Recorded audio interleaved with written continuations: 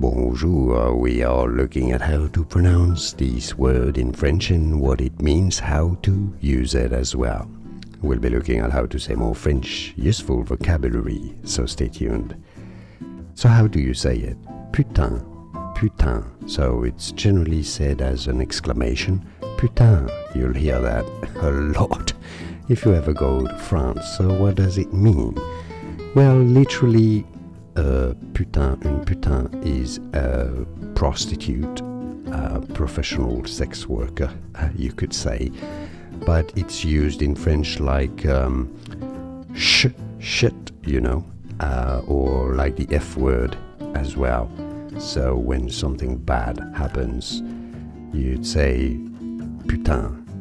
You can also say it's a F word, really good ice cream, for example.